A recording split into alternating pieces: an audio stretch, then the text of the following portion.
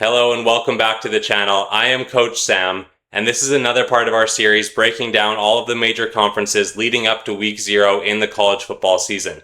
Today's episode, the ACC, the Atlantic Coast Conference, and if you enjoyed our episode on the Pac-12, I think you'll really like today's episode. However, if you didn't enjoy the Pac-12 episode, I would click off right now because you are going to hate today's episode. 18 teams in the ACC. I have them broken into 3 tiers. I have 2 teams in the area where they're not quite ready to compete yet, 12 teams in that mid-range with the potential to do something, and then 4 teams who I really think are ready to battle for that ACC Championship game. Obviously last year, Miami making it out of the ACC, not ending up making it for the actual title game of the conference, but making it all the way to the finals of the college football playoff. We'll talk them right at the very end of the show. Without further ado, let's run the intro and get into it. And tonight, I submit to you that there's some family that drove from I don't know where, parked 5 miles out away from this stadium, and they saved all freaking year long just to buy a ticket to climb to the top of that stadium and watch your tail play. You owe them something.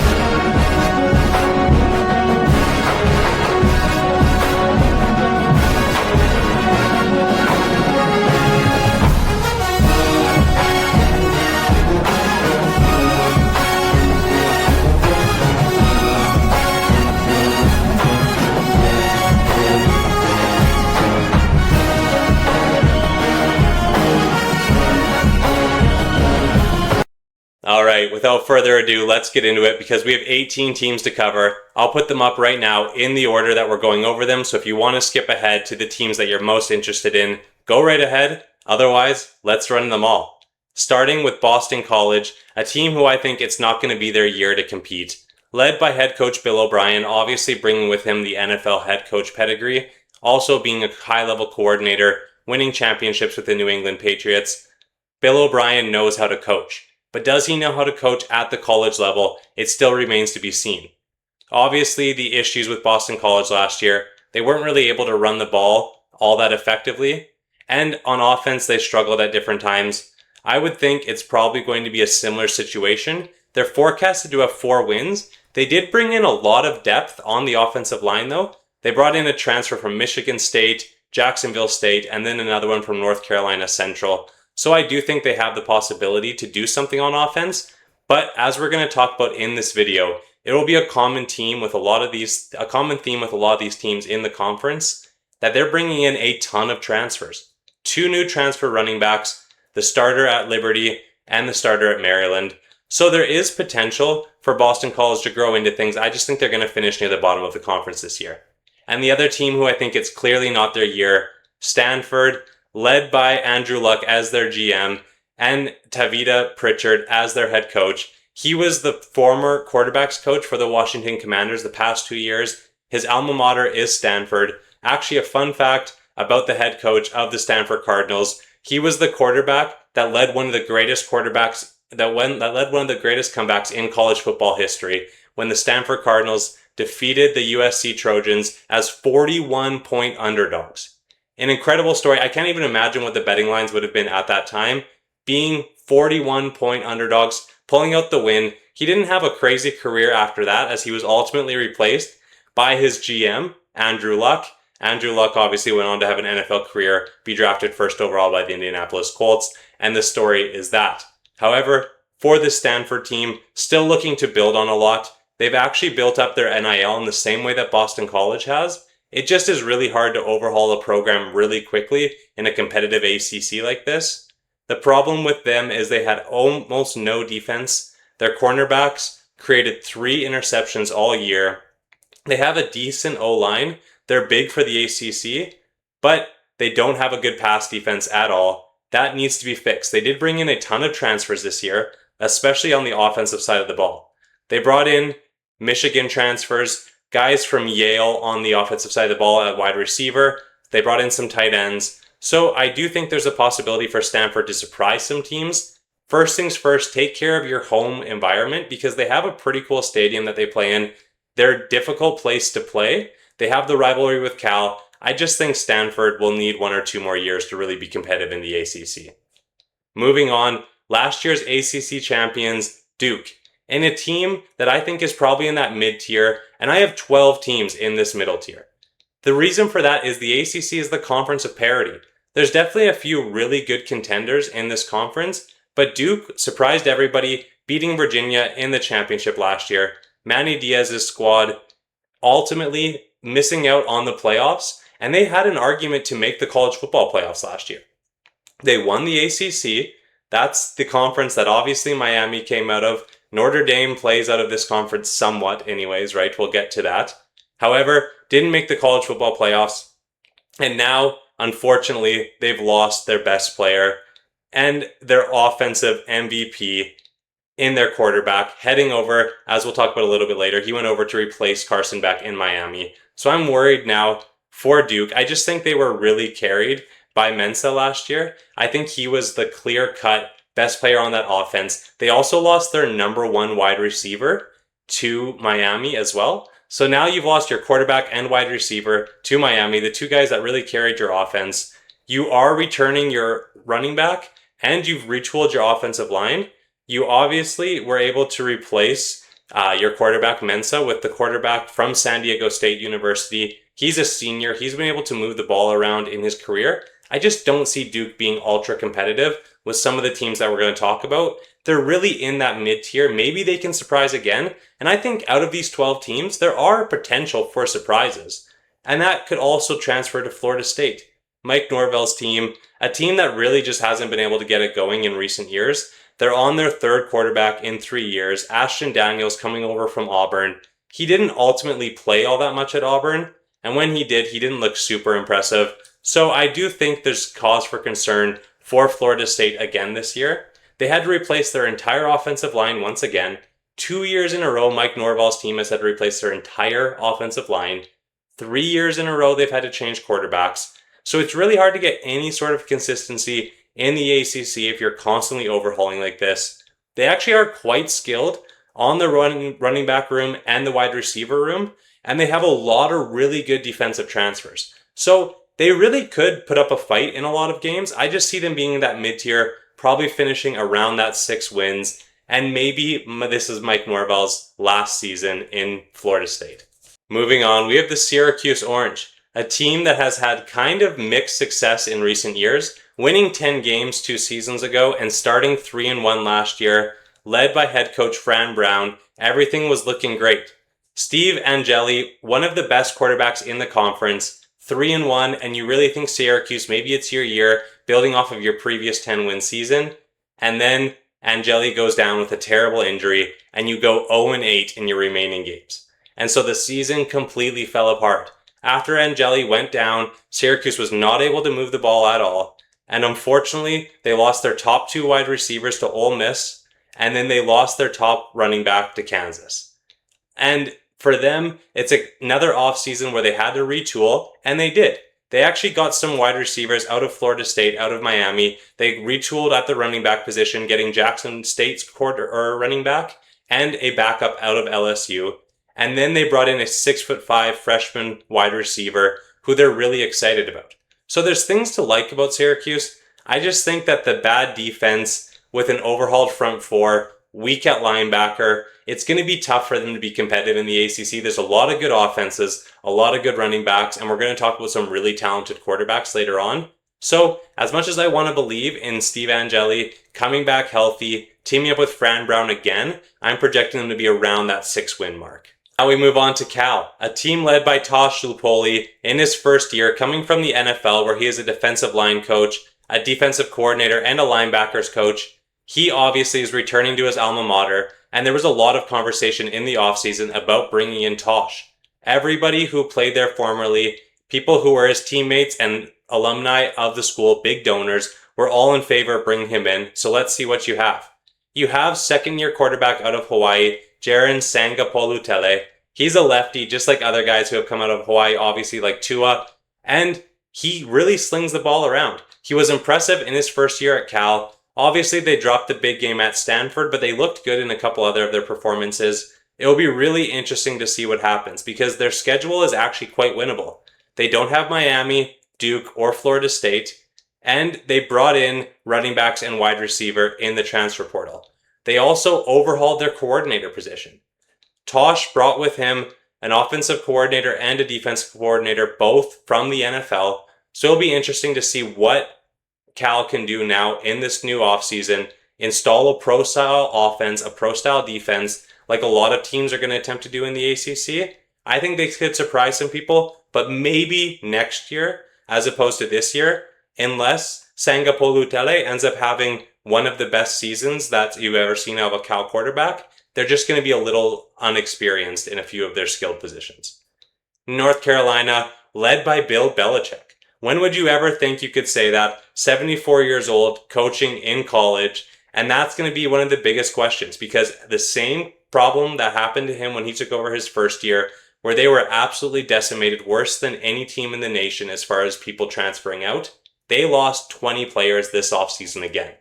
However, Bill Belichick decided to retool. He brought in Bobby Petrino, obviously legendary head coach. However, Bobby is 64 years old. And we say age as if it should matter. Experience is a great thing, but these are college kids, 18 to 20 years old. Are Bill Belichick and Bobby going to be able to relate to them in the best way possible? For Petrino, the argument's a little bit less, considering he just had success 2 years at Arkansas. They ran a really good offense, so I think that should be good. Steve Belichick returning as a defensive coordinator. That was actually the best part of this North Carolina team. They couldn't do anything at all on offense. They lost their starting quarterback, Gio Lopez. He went to a different team that we'll talk about in a little bit. However, they did bring in some transfers. They actually have the number one, or at least one of the best quarterback recruits in the nation. So I think there's a chance for the offense on North Carolina to look a lot better this year. And if they do, that defense should be just as strong.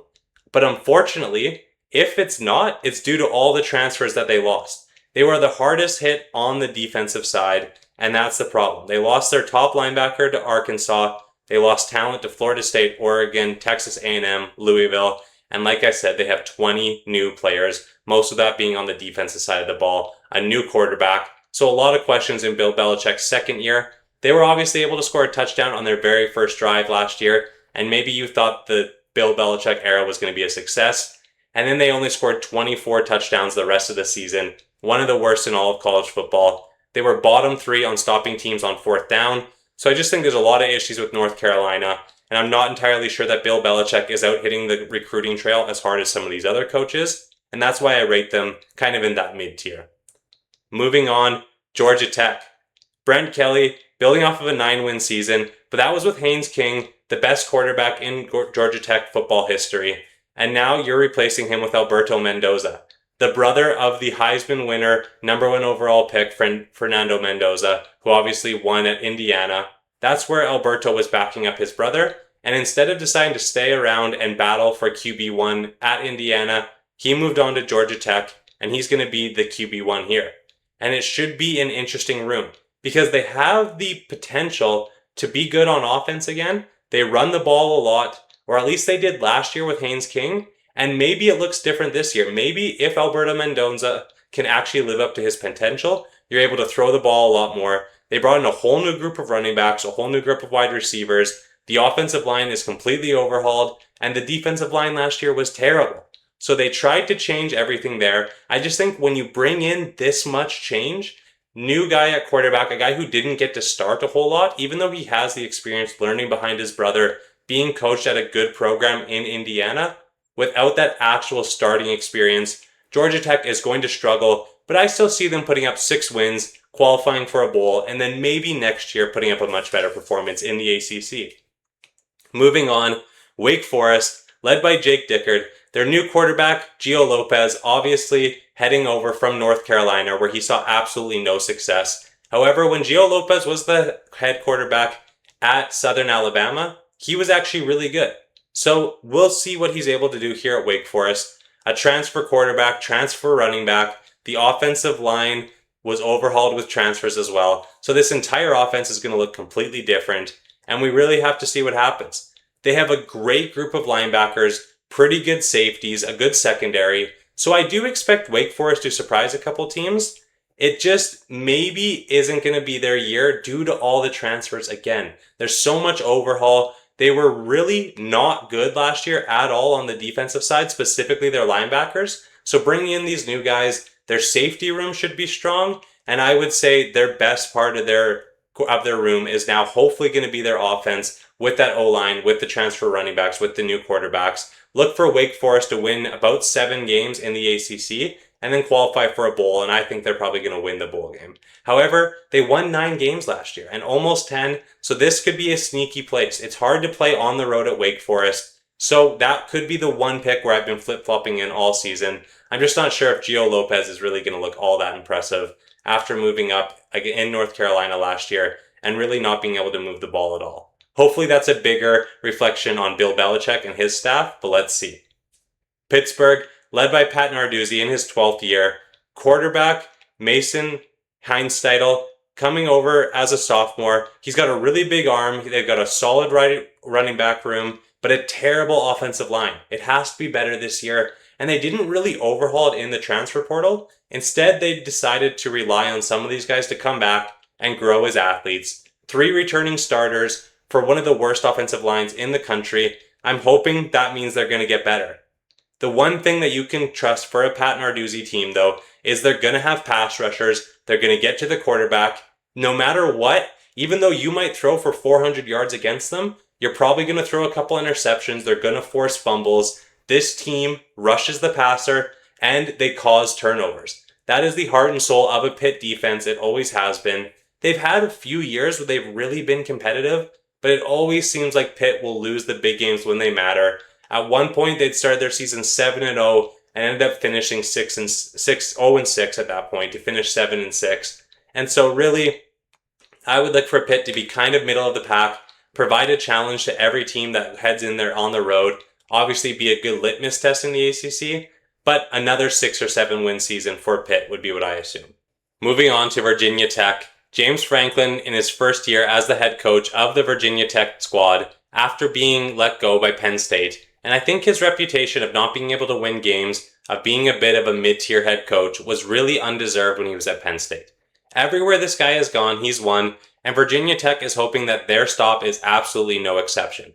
He brought with him a lot of transfers from his former program, including quarterback Ethan Grunkmeyer, who is obviously inexperienced. However, he was a high-level recruit, should know the offense, and be able to take over day one. A ton of transfers. A ton of people left the program once James Franklin came in, knowing that they were going to have to compete with a bunch of Penn State guys. So Penn State, who didn't have the best year last year, now brings with them a ton of their athletes. However, James Franklin has, like I said, won at every stage that he's been at. That's why I have them as kind of this mid-tier team. I think they're decent at wide receiver, decent at O-line, and he always has a good defense. So if he can put up a good defense against ACC level talent, he brought in a lot of his former players, guys who should already know his system. He's got good coordinators. So ultimately, I would look for Virginia Tech this year to be fairly competitive, probably win about 7 games, maybe start slow, and then be able to take it home in the second half of the season. This is definitely a building year for them, as now they're stocked full with NIL. They've brought in James Franklin, really looking to cement themselves again as top contenders in the ACC. I just think maybe this isn't their year. And another team, NC State, led by Dave Dorian, and CJ Bailey as their quarterback. You know, he's good. I'd say he's one of the best in the ACC. He's able to sling the rock around. He's got a really big arm, and I like the way he can place the ball. When I'm looking at quarterbacks, CJ Bailey to me is one of the sneaky quarterbacks in the ACC to be one of the better ones. So make sure you're watching them all season long. A good O-line. They did lose their best running back to Texas. They lost their star tight end to the Denver Broncos, and they lost their best wide receivers to USC and Alabama. So unfortunately for NC State, obviously they're competitive every single year. They're a tough place to play. They seem to always be around that 6 to 8 win team, and I don't think this season's going to be any different. They just have a really average defense, a really average offense that's going to be fairly inexperienced. As much as I like them at quarterback, that's about the only place that I really like them. Louisville, led by Jeff Brom.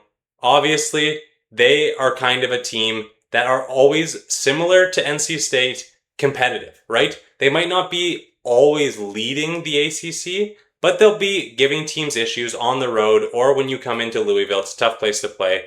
Led by Ohio State backup Lincoln Nineholes, and it's going to be interesting to see how good he is because he only threw 36 passes in his 3 seasons at Ohio State as the backup. He's coming over though, and he got a pretty big NIL deal. He's already got a 7-figure Adidas sponsorship, so people do seem to like him. They have a pretty good defense. However, they were one of the better teams versus the pass in the entire ACC. So for them to now be able to get some pressure on the quarterback, if they can build off of that and have a little bit of their secondary play up to that level, they're going to be a really tough team to beat as always. The problem is they lost some of their secondary pieces. Their offensive tackles are just okay. Their offensive guard play is really good. So that could be something that helps carry Louisville if, they're able to run the ball. They have good running backs, decent wide receivers, a quarterback who is unproven, and then good interior offensive line play, but they're going to struggle in the tackle positions, which could lead to some pass rush with an inexperienced quarterback. That's why I think Louisville's going to be about 6 wins, 8 wins, somewhere in that range. Clemson, led by Dabo Swinney. Years ago when I would watch college football with my dad, Dabo Swinney's teams were always heading to the national championship game, or they were going to be in the college football playoffs. They were going toe-to-toe with Alabama, going toe-to-toe with the best teams in the nation, and things have changed a little bit in recent years, but the pedigree is still there. Dabo Swinney's team was forced to finally hit the transfer portal as they had 3 of their defensive tackles drafted, 1 in round 1, 1 in round 2, and 1 in round 5. So they have a team, on the defensive side at least, that is chocked full of good players. They brought in more defensive tackles. I believe they have a future first-round pick again on their defensive line. They have a lot of really good cornerbacks that they brought in the transfer portal. Guys who were number 1 options at different schools. Really good group of linebackers. Obviously, their pass rush like we talked about. And so bringing in SMU's running back, mix that with probably some of the best O-line depth that Dabo Swinney's had in years. And then one of the best wide receiver recruits in the entire nation. I think this is a potential bounce back spot for Clemson. I just am unsure if they're really ready to take that next step. Led by Chris Viana as their quarterback. He was the backup these past couple of years. If he's really ready to take that next step, great. Clemson's going to win 10 games. If not, they're probably going to win 8 games. However, I think there's going to be times this next season where they start to look like the Clemson of old, and then maybe next season's where they take the big step if Dabo can continue to recruit well in the transfer portal.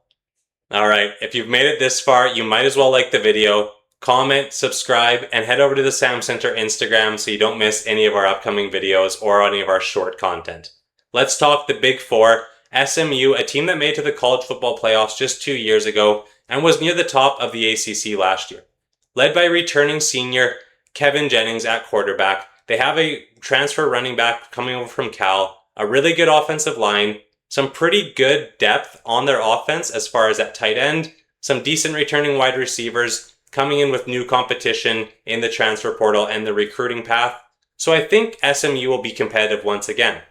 They have a great defense highlighted by a lot of transfers, super strong at linebacker, really good in the secondary. They don't have to play Miami, Duke, Clemson, Georgia Tech, North Carolina State, or Pittsburgh. So to me, those are all massive wins. The bad part is they do have to go on the road and play Notre Dame. That could be potentially what hurts them in this conference. But other than that, look for SMU to be potentially ranked in that top 25 at some point this season. Virginia, a team led by Tony Elliott. They made the championship game last year, losing to Duke, and anything can happen in the ACC. I think they deserve to be on this list as one of the contenders for the top 4. They have a really good offense, a great offensive line. It should be one of the best offensive lines in the entire conference. They have a few different guys brought in. So at quarterback, we don't know entirely who's going to start. They brought in the top dog at Missouri, and they brought in a Pittsburgh transfer as well. So there's going to be competition in that room. Running back, they brought in a few transfers because they lost their best wide receiver to Oklahoma. So the whole offense is completely overhauled. Should have a solid defensive line and secondary, and they're well coached. So that's the good part about Virginia. That's not an easy place to play. They end up being competitive each and every year, make it to the ACC Championship game just last year. I think Virginia deserves to be in that top 4 consideration. However, there's 2 teams that stand above the rest, starting with the team that made all the way to the national championship last year. Miami, led by Mario Cristobal. 24 years, they haven't won the ACC. That's insane to me, especially considering how good they've been at different times. And if it wasn't for a last-minute interception by Carson Beck, they might have beat Indiana to win the national championship last year. Obviously, they dropped that game 27-21, and with that, your roster gets a little bit decimated. A ton of talent left to go to the NFL. 2 offensive linemen were drafted, including 1 in the top 10. They lost a bunch of guys on their defensive line in the NFL, going pick 15 and 22. But for the good part in Miami, they have guys on the defensive line who are probably going to be first-round draft picks again. They have guys on their offensive line who are probably going to be first-round draft picks. And they were able to get Darian Mensah, the guy that we talked about from Duke, who really carried that team last year all the way to the ACC Championship game, winning the game. I think Miami has retooled effectively. They have Malachi Toney, who in my opinion is one of the best wide receivers in all of college football. They brought in Duke's top wide receiver to play alongside his quarterback in Mensah. They have a great group of running backs led by Fletcher. So this Miami team being well coached by Mario Cristobal, as much as they might drop a couple games, I still think they're going to win 10 or 11 games and potentially be in that running to make the college football playoffs once again. But let's talk about the team I think that's going to win the ACC this year. Finally, is Notre Dame. Marcus Freeman, this is the year. It's time to deliver. You have every piece of the roster in place. I think this is one of the best 4 teams in all of college football. Led by quarterback CJ Carr, I think CJ Carr is next year's #1 overall pick. They lost both of their running backs drafted in the first round. However, they're absolutely loaded at wide receiver. This might be the best offensive line in the entire country. And they're returning 9 defensive starters, as well as loading back at other positions on defense, especially cornerback. They brought in guys who could easily start at other programs just to be depth for them on defense.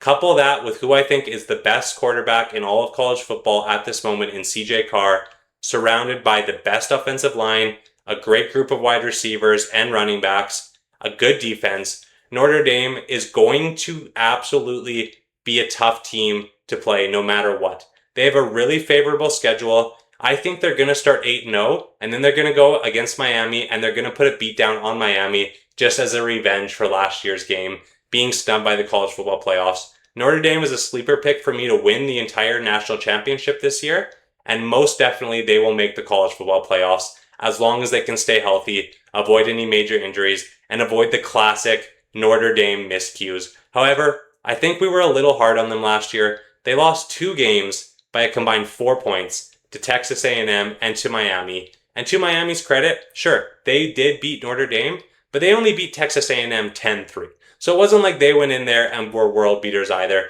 Notre Dame was extremely close, and if they get into the big dance last year, who knows? The one issue for this team is they cannot kick the ball for anything. They didn't even make a field goal in their last 6 games last year, and that's a massive problem for this team. However, I think they'll be just fine. Obviously, they brought in Purdue's transfer to start for them at kicker. You need to have that bit of stability. Even if it's 35 to 45 yards, being able to make those completely changes the game. You don't have to rush it so much on your offense. All right, that's the official Sam Center prediction. Notre Dame to win the ACC, to win, potentially make it to the national championship game. Please tune in to Wednesday's episode of Sam Center. We're going to talk all different things. We chatted about the Pac-12 in a different video. Go ahead and check that out. If you like college football, this is the only place you need to be all season long leading up into week 0. Thank you so much. Sam Center out.